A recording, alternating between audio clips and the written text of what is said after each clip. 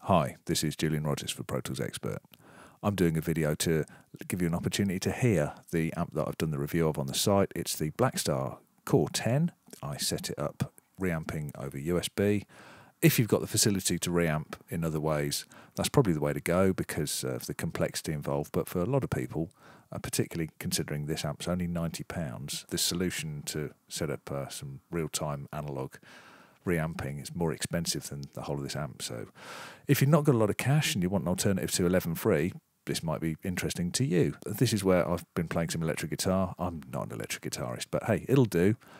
To set up the aggregate device, this is what it looks like on a Mac.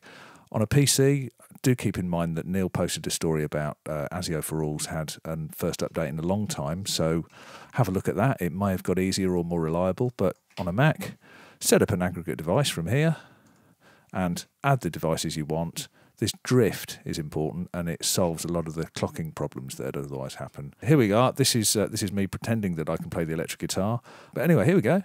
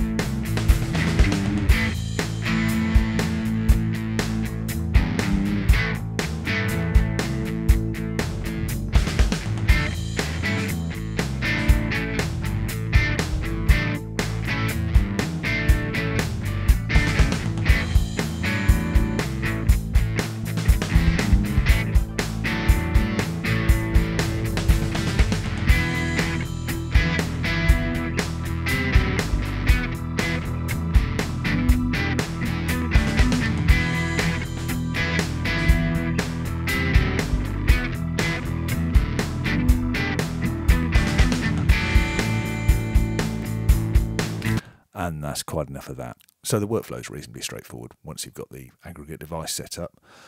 The ID core shows up as a pair of inputs and outputs.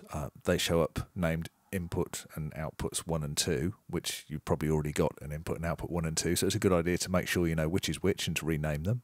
And then just send your DI output out to the ID core, and then set up your print track that you're reamping back onto to listen to the outputs of the ID core. So into the amp, back out of the amp.